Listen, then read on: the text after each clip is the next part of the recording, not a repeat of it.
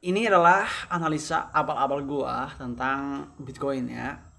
Karena orang bilang gitu, sejarah itu pasti terulang, walaupun nggak sama, tapi seirama. Ini chart Bitcoin di 2024 ya, sebelum dia pump itu, setelah Trump melantik. Nah, kalau kalian lihat ya, garis-garis yang zigzag itu kurang lebih dari lower high-nya ke up-nya ke top-nya itu antara 20 sampai 30-an something persen lah, seperti itu. Jadi kenaikannya seperti itu, kurang lebih seperti itu. Nah, tapi di penurunan yang kesekian kalinya ya, dia sampai nyentuh ke harga 48.000 something gitu. Jadi dia sampai nyentuh itu. Tapi walaupun itu hanya menyisakan yang namanya ekornya aja atau weeknya aja. Tapi setelah itu dia naik ke atas, ngepam gitu ya. Terus dia ngeritest si garis trend lainnya. Lalu setelah dia break dari situ baru dia pump keras ke atas. Nah sekarang itu pola yang sama terbentuk juga ya, walaupun nggak sama-sama persis tapi setidaknya dia tuh seirama lah gitu. Jadi garis support dia terakhir tuh kan di 70-an something gitu ya.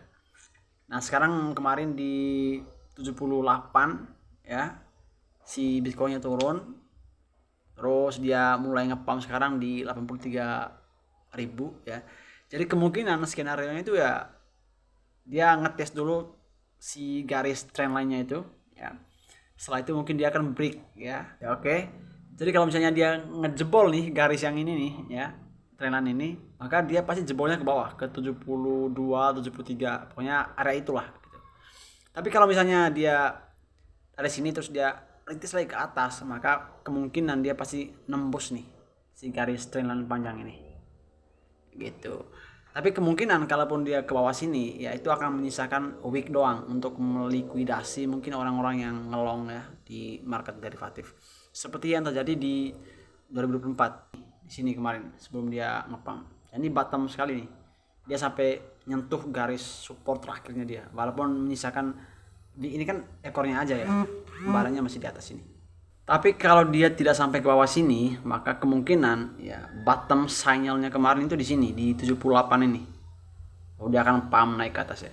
Tapi kalau misalnya dia retest dari garis trendline ini terus ke bawah sini lagi, terus ke sini ke 72.000 ya, dia tembus ini garis trendline yang ini.